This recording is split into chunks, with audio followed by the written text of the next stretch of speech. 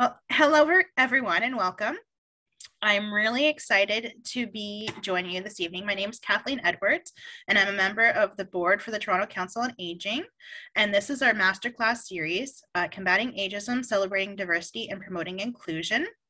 We are very lucky because this project is funded through a New Horizons for Seniors grant. So it's funded in part by the Government of Canada. And I am very excited because we have a wonderful speaker tonight, Abdul Patel, and you've had a chance to read a little bit about him through the profile posted. And I'm sure he's going to share a little bit more insight about himself as he goes on with his presentation. So just a little bit about us as an organization. The Toronto Council on Aging is a nonprofit charitable organization that addresses the issues and concerns of older adults in Toronto. And our vision is to create a community that respects, values, and empowers seniors. And one of the ways that we do this is through programs where we engage in conversations. We try to promote intergenerational opportunities. We have a newsletter. We also have virtual programming through another grant that creates more diverse programs, from arts-based programs to technology to talking about taxes, called the Community Circle. So if you want to ask a question and learn a little bit more about us as an organization, you can send us an email at tca@pathcom.com, or you can also visit our website for more up-to-date information about our programs and current events, or calls for volunteers, because I know that we are going through a process of having new people join our board, and there will be some opportunities for volunteers on our various committees that we have coming up. So if you're a member, we're glad you could join us. If you're not, feel free to also check out our website just to see if you would consider joining. So about the masterclass series. So seniors represent a growing segment of the population in Toronto, with more people over the age of 65 than under 15. Many seniors volunteer, work, or are seeking opportunities to work in Toronto. And despite these ongoing contributions within the community, ageism continues to impact how seniors view themselves and process aging. Ageism is recognized as the most tolerated form of social prejudice, with 25% of all Canadians admitting age is a factor in how they're treated. So the masterclass series is one approach that the TCA is using to combat ageism in the city of Toronto, and just highlight the diverse perspectives of aging that exist within the city of Toronto. So with that in mind, I hope that you enjoy the session. I'm going to turn it over to Patel, Abdul, and I'm going to stop sharing my screen. You will be able to mute and unmute your mics. You can turn your camera on. You can turn your camera off. This is really meant to be an interactive opportunity for you. But Abdul is also going to share some of the things and experience he has. So Abdul, I'm going to turn it over to you. Yeah, thank you, and good afternoon, everyone. I'm happy and honored to be here with you today to share some of my experience and to hear from you what are some of the issues that seniors facing these days. As I can say, I have been in Toronto since '69, so I have aged in Toronto. Except for 4 years, I lived in Eastern Ontario in the Thousand Island area, for a while, which is really good in summertime, but not in winter. So my first experience, I would say, when I was a student here in Toronto back in '69, '70, was my landlady was a very senior person. And she had a few tenants, including ourselves, 3 of us, and 2, 3 others as well. So at that time, she wasn't feeling lonely. So the biggest problem nowadays for seniors is loneliness and isolation, as I see it. I am hearing from more, as I deal with more seniors and forums like this, that isolation, especially in pandemic, when they were completely cut off due to this fear of contamination and so on from their children and grandchildren. So in the same way that when I saw that my landlady was alone, but she regarded us tenants as her supporters. Anything happened, she would call us. She said, you are my children. And this is what an old age people miss their children, grandchildren. And I'm reminded of a saying in India that grandchildren is the interest they're more valuable than the principal. So we really enjoy our grandchildren, but the problems facing many seniors, we have good facilities, especially we have good health care, although a lot of services are delisted, which we need in old age. So I think this is the time that we must also be a little political here, that because some number of things like physiotherapy and chiropractors and vision care for seniors, unless you are diabetic, they are delisted, so not covered so much. And we need them as we grow old. So this is something that is problems facing the many seniors. But health-wise also is important. And most recently, in the last 5 years, I have been on the advisory committee of the Law Commission of Ontario from the faith perspective on medically assisted death, and also on end-of-life care for making capacity to make decisions and power of attorney. And this is where I think I speak in a number of seniors forum to become aware that these things are important about stipulating in our will what we want to be done when we are in such a state. If we lose capacity to make decisions with Alzheimer or dementia or anything, who would be making decision for us? This is important. The commission fell short of making recommending mandatory power of attorney.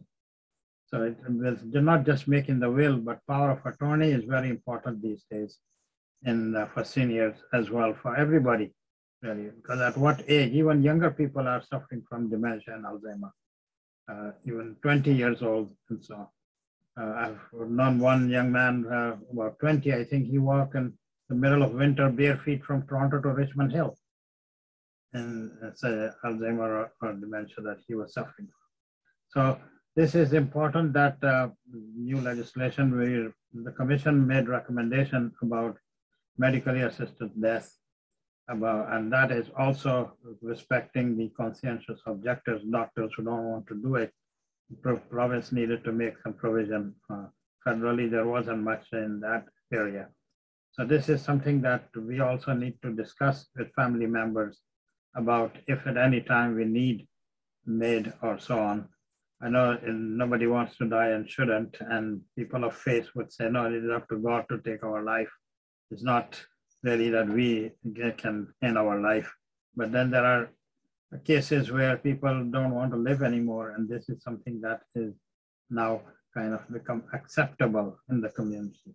So this is something that seniors need to pay attention, and also make a will about the capacity to make this, who will make decision for us, especially if in areas of life support, when life support can be disconnected. And that is something that I have known 2 cases where people were in ICU. And one was in St. Michael Hospital this is back in the 90s. He was on life support for 2 months or so. Wow. And finally, the family decided to disconnect it when his close friend came from Montreal and called his name, and he opened his eyes. And after that, he lived for nearly now 10 or 12 years, even though he was on life support. So these are instances that really challenging for many seniors as to when to disconnect life. So all those things that people need to stipulate in their will or in any discussions with the family members. And also power of attorney is needed so that they can also look after the assets that are left behind and so on. So those recommendations went to the Ontario government as well, and they have put forward some of the changes. There have been a number of changes in the language of the laws in the province, which people have not noticed in the family laws especially. For example, the word custody is not used. Now it's co-parenting, that when a custody is given. So all these changes we need to keep up to date a little bit with us, especially as we age. And so we need to have discussion with family members about a number of things like that.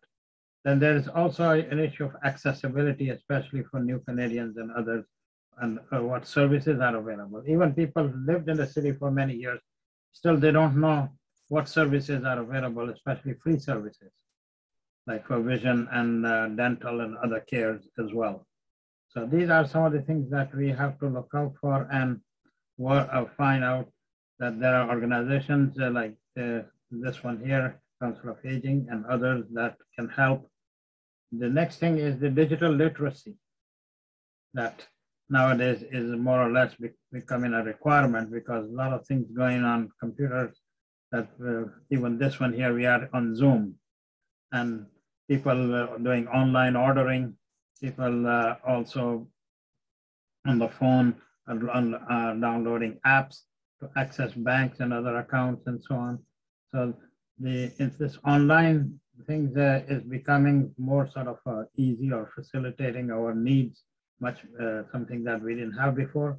But at the same time, we are becoming victims of frauds and scams. And mostly they target seniors. My email was hacked recently, back in December. And I have a lot of contacts, a lot of network and so on. So my email, they sent out that I'm in need of money. I'm traveling. And people don't think that before I have many of them, they knew me. They know that I have children that I would contact or other members. It's still like one of my close workers, I'm retired now, but this was one of my co-worker who cared about me, I guess, so much that he sent $300. Oh no. Yeah. And then just a couple of weeks, 2-3 weeks ago, he sent me an email that I hope you are back in the country and the $300 was useful to you if I can get it back. I said, wait a minute. I sent out email to many of them that don't send any money, that my email is hacked. And they only ask for like 200, 300, but if they get 1,000 people sending that kind of money, they have a good collection. So you have to be careful that if nobody is asking, Revenue Canada never calls by phone that you owe taxes. Credit card companies will not call unless your payment is missed. But even that, they don't do it as well.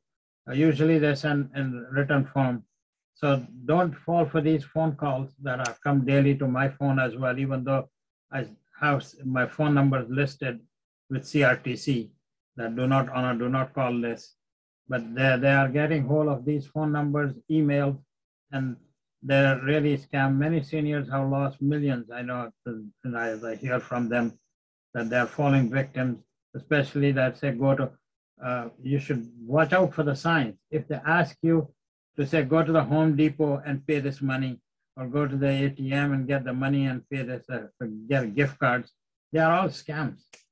And I think I work with 2 police departments. I'm a chaplain with York Regional Police and also with Toronto Police in a consultative capacity. So I can arrange if needed for the fraud. You can also contact the police station and get the officers to speak about some of these frauds that they can have. So I think I don't want to talk too much. I want to hear more, and any questions I can go on talking and I'll tell you more about some of the issues. Maybe, but let me hear from you what you would like to know if I can be of any help in any way or connect with you, connect with services with you.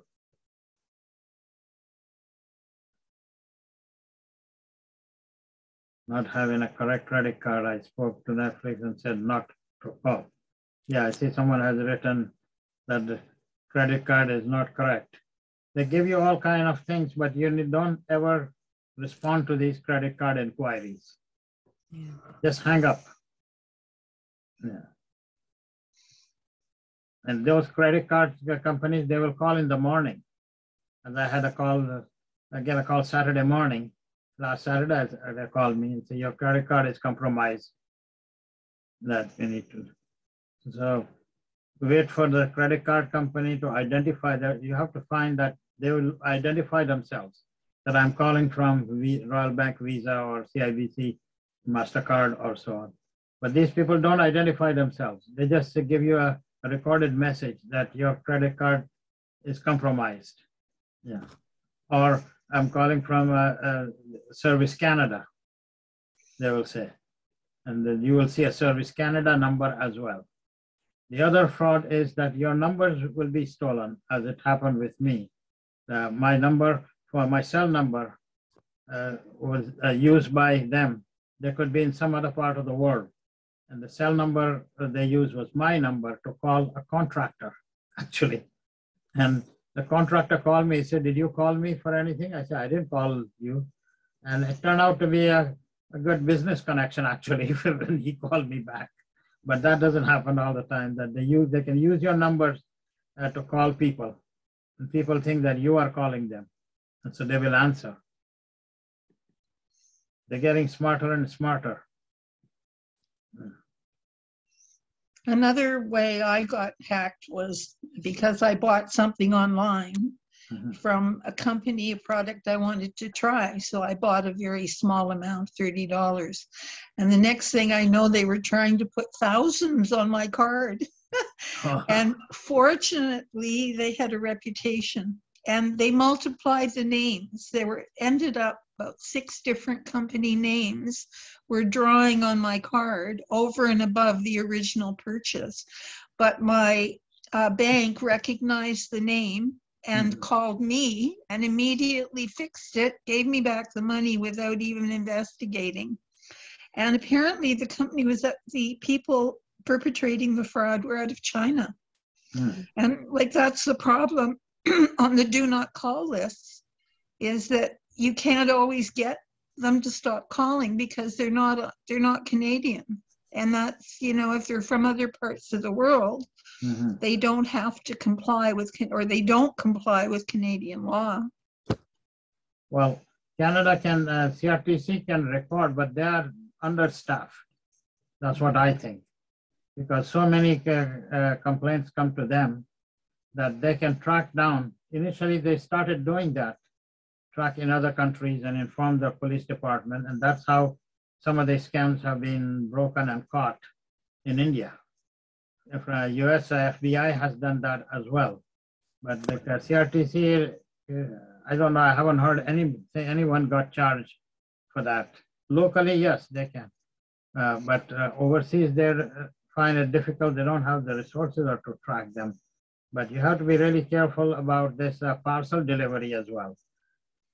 Just last week, I called Rogers I'm with Rogers on my internet, and I was having a problem.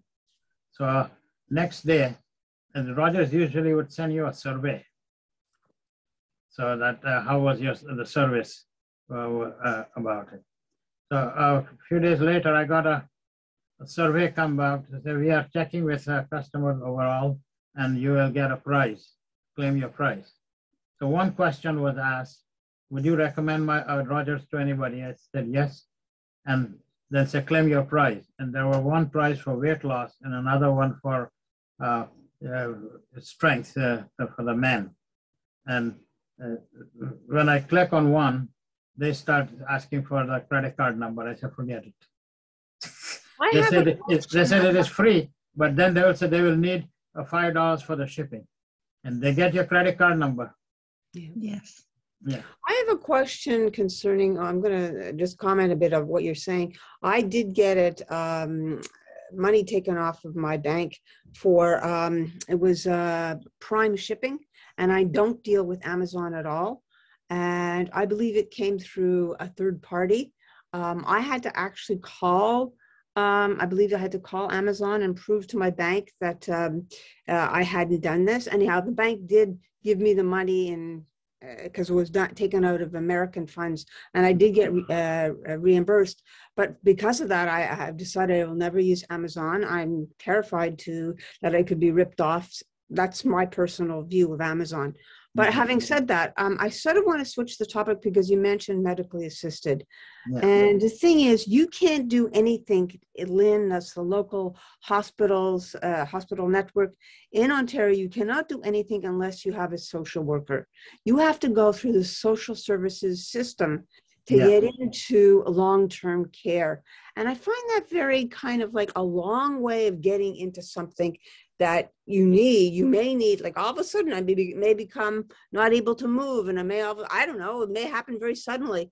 And the process of doing this, my doctor said, no, it'll be fine. We'll get somebody to take care of you, family doctor, blah, blah, blah.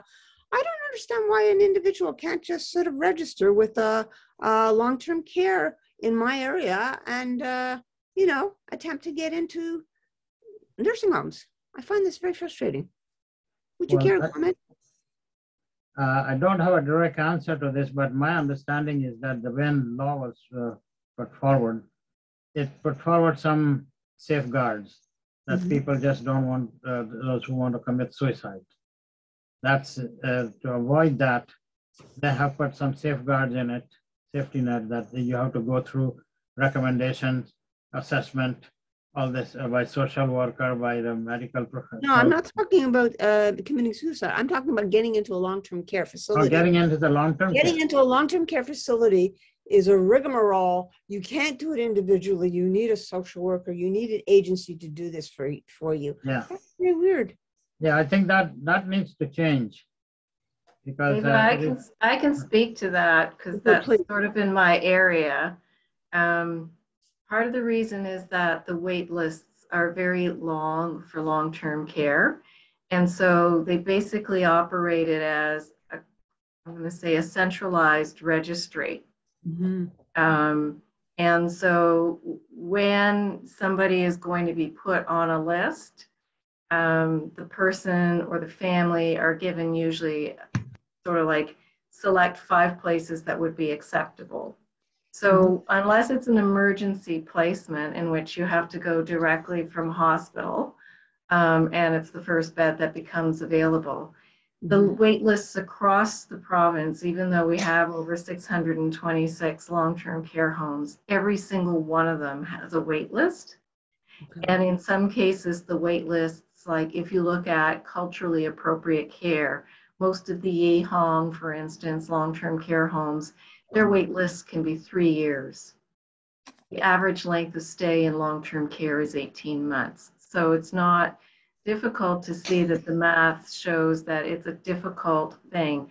And so there is a registry system that you need to go to. And so there are assessments that are needed to prioritize, people who are on the dementia scale need to have specialized care.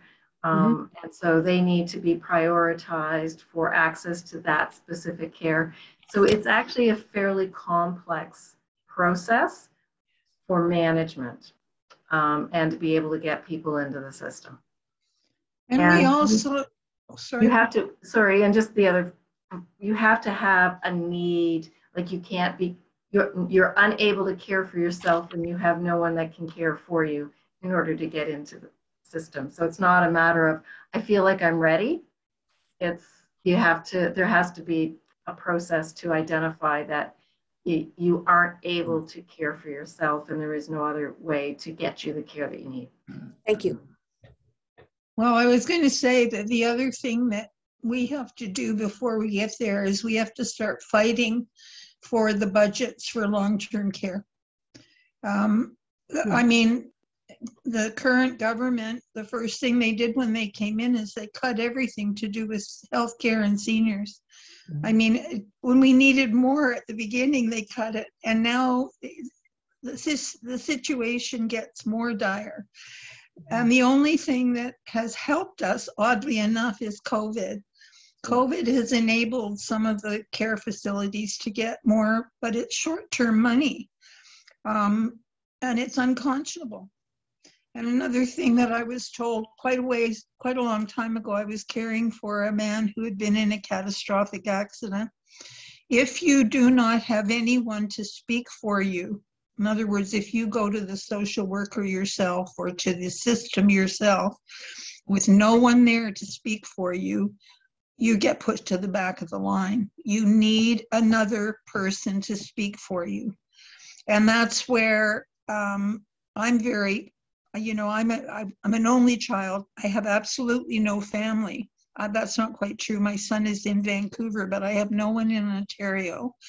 And that's where forming councils, committees, associations, and first of all, sharing knowledge. That's really important.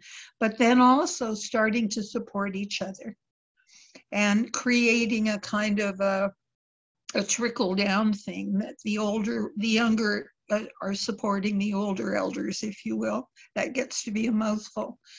And that's kind of always what I'm looking for. I started out 9 years ago as a tenant advocate because I'd never been a tenant before, and I was shocked at how these landlords treat their tenants. And so I went there, and then I guess people started to notice my wrinkles, and they invited me to help with seniors tenant issues. And they're the same, but it started me seeing. I was pretty smug. I thought I'd been out there in business and I knew a lot. And until I hit the system, I don't know anything still after 9 years. I am still learning every single day. But we do need to keep in touch with each other. We do need to point out what we've learned. We do need to support each other. And your families, if you do have a younger family, like your children and grandchildren, they have their lives to live. And the system is very complicated, and very unfair.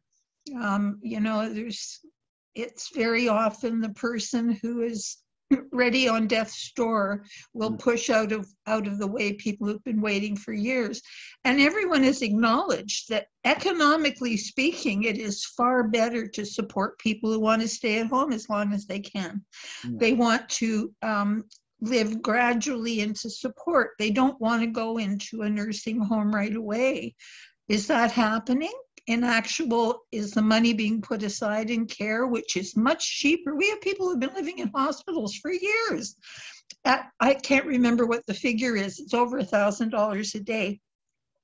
It's shocking when you could have a system that is much less expensive, much more efficient, and much more beneficial for the young person. So anyway, that's my 2 cents for now. Well, the population in Ontario and in Toronto and across Canada is really aging. I think the figures come out at different times. Something about 83. Average age in Canada is 83 now across the country. In Toronto is also about 80. And something that has not been looked at before, the needs of the seniors. Like in the last 5 years, the city of Toronto appointed a seniors strategy planning table. And I've been invited to be part of that table to discuss the needs of the seniors. And the counselor, Josh Matlow, who headed this, the co-chair, and Dr. Sinha. He's a good man. Yeah, we were surprised to hear many things. For example, the sidewalks are not made for seniors to walk. There are not enough benches that they can sit down. And I remember myself, I said, not even as a senior, when I was in my 50s, I had a back problem. And when I used to walk from my office at lunchtime, I needed a place to sit down somewhere. And all I could find somebody's fence, maybe have a little post there that I would sit down for a few minutes to get my back pain gone and then continue walking. So we need more benches. And then how can wheelchair navigate the city sidewalks? They are not big enough, especially motorized wheelchairs. So there are many things that the government has not looked at the aging population for years. It's only in the last 10 years now they are paying more attention. And with this COVID now, they opened their eyes about the long-term care facility.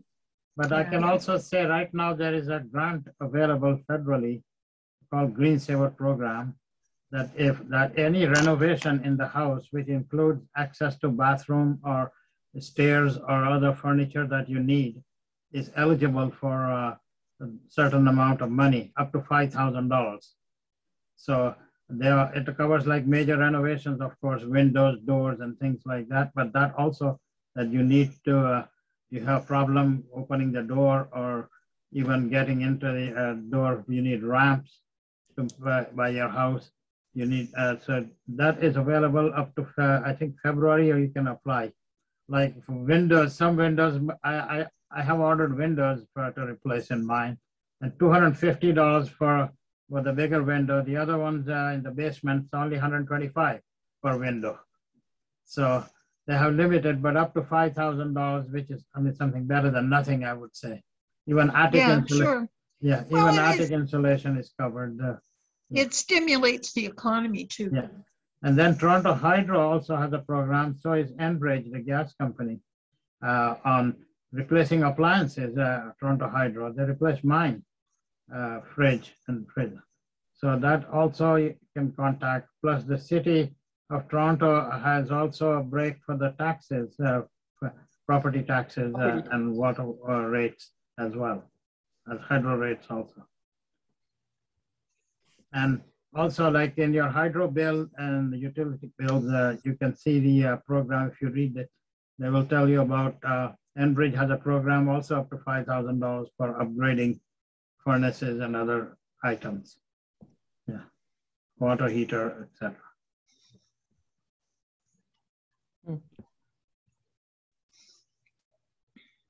All right, I have a question about the police.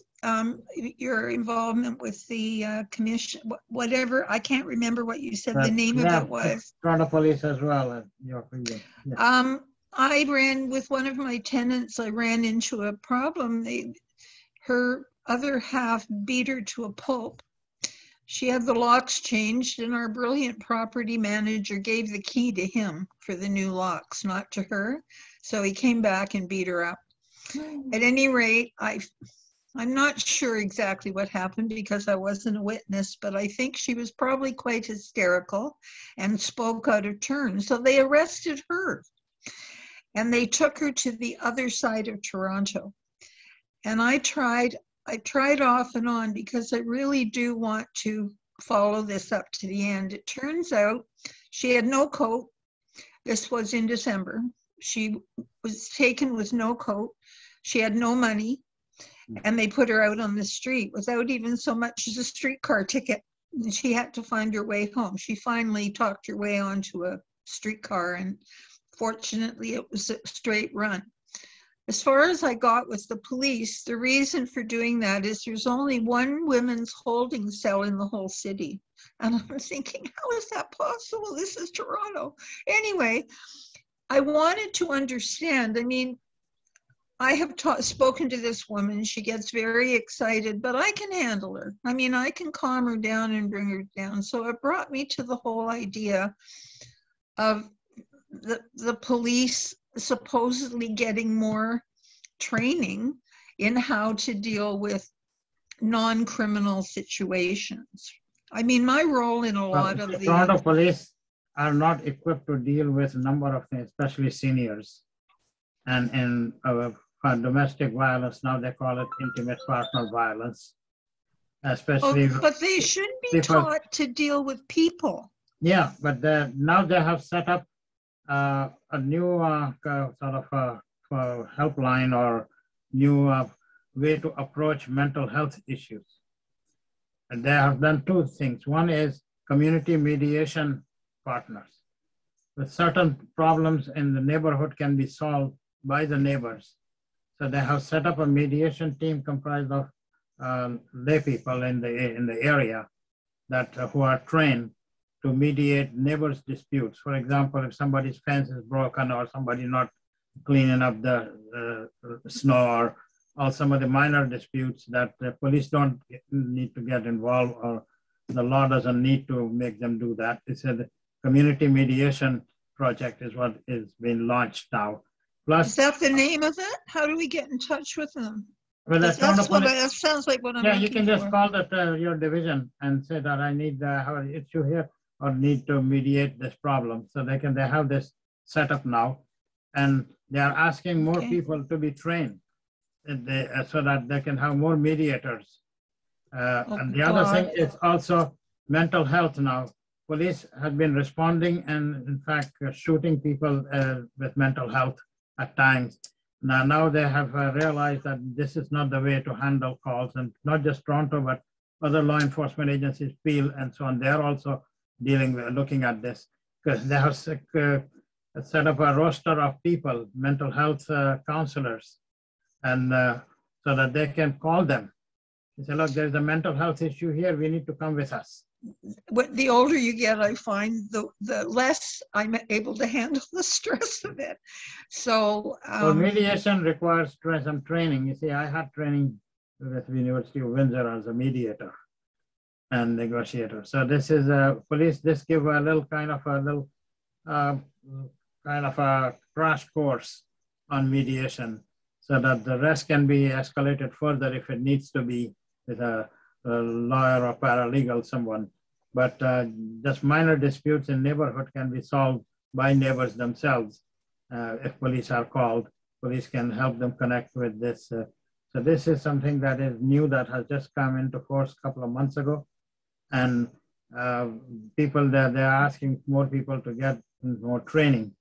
The other thing is also, well, if they told more people about it, maybe they'd get more people to volunteer. Well, I mean, I'm involved in the community. It's the first I've ever heard of it. I think they haven't publicized enough. That's one thing that I can say. Yes, I will pass this word on to the police when our next meeting about it. That let us give more publicity to this, so that more people get involved.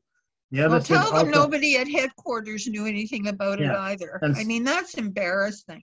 And suicide intervention. You see, this is the other problem also with seniors and young people as well these days, suicide. And that is something that people don't have conversations so much about it. The mental health is not so much talked about, but the suicide is also not talked about so much. So this is an area where police also need more training in dealing with this. So now they are calling, and they will be calling on mental health professionals to deal with this. Even I'm a chaplain with University of Toronto, and we have been given training on counseling and spotting any kind of signs among the people that are ready. They're training admin staff that if a student come to drop the course, don't just take the form, get into conversation. Why are you dropping the course? Why, if they're asking fellow students that if the class, or professors as well, if they are missing the class, say why, if your grades are failing, what is the reason why you are not talking so much these days? Why you are not joining coffee breaks with us in workplace as well? So all these conversations are needed among people now. Those are all signs of depression, very serious depression. And people, it's still a stigma. Yeah. I was a trustee. Yeah, I was a trustee with the Toronto District School Board for 2 years in the last term. And mental health is a big problem in schools among children, young children. So I held a forum, on a ward forum that trustees organized on mental health. And very few people came, but those who came didn't want to leave past 9 o'clock. They said they want to talk more or hear more about it. So this is something different, but the end of life care for seniors is what is now being recommended, and we did at the Law Commission, advanced care planning. What is that, advanced care? Advanced care planning. Now, advanced care planning means that, okay, you arrange number of funeral arrangements as well, grave and so on. That is one side. But before doing that, you need to say how your assets will be distributed. Your heirs, your children, grandchildren, or charity, whatever you wish to donate to, also all those. So how your assets going to look after your death. Then but you also have to be aware that you're going to screw someone else up. Yes. My son was devastated because I planned it all. I sent him an extra set of keys, so in case something, Yeah, that is something that people need. That always give. He was devastated. He thought I was going to do something or going to drop dead the next day or something, because I had a new will made and all that. And the people living alone should have somebody has a key or come in to visit, because just a couple of weeks ago, one person was found dead after 3-4 days. Nobody knew that in the apartment. That happens all the time here. Yeah, so this we is have the advanced 1,400 people here. And advanced care planning includes will, power of attorney, or all this other fringe arrangements, who is going to officiate at the ceremony, all these things that we can put down as much detail as we can. And these things should be done by people and have it ready, because nowadays people are going into depression, Alzheimer, or dementia anytime, especially it's not just with old age, it's with younger people, because workplace now is not the same that I was working or you were working. They are more competitive, although now in this pandemic, they're many working from home and they seem to enjoy that because they don't have somebody overlooking their head. The boss is not there. But the people working in blue collar jobs especially, and others that, so the workplace is more competitive. The classrooms in colleges and universities are more competitive also. So that every parents want their children to succeed, and they are pushing them to the maximum as much as they can. So they get also depressed because the testing methods are changing. So it is something that we need the medical help, we need family help most important. And if they don't have family, immediate family, the crisis center and other support organizations can arrange as well. And I think TCA can also assist in referrals and getting this done. So don't feel alone. We are all family. And TCA is one family that we can help each other in a way that we can. And I hope I never have to worry about feeling alone. There's always a tenant that needs help. Yeah. Well, I used to be a tenant's advocate when I was living in tenants. And, so. Oh, honestly, well, we're also, our landlord is Capri, the largest, and they're very arrogant. Because when I remember I was like, I'm an old East Yorker. I used to live in East York a number of years back in the 70s and 80s. And we had a lot of problems in apartments. And when I approached the mayor committee through the safety council that I was a member, it says, we don't have bylaws to cover all these problems. So they had 18-page bylaw. My report produced a 500-page bylaws afterwards. I found that our laws that's how we got very good. We got to get involved and guide the city.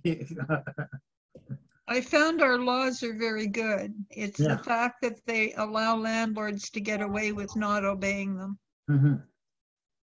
Well, I hope my information I was able to share today was useful to many of you, and I hope to come back again and talk. I enjoy the conversation.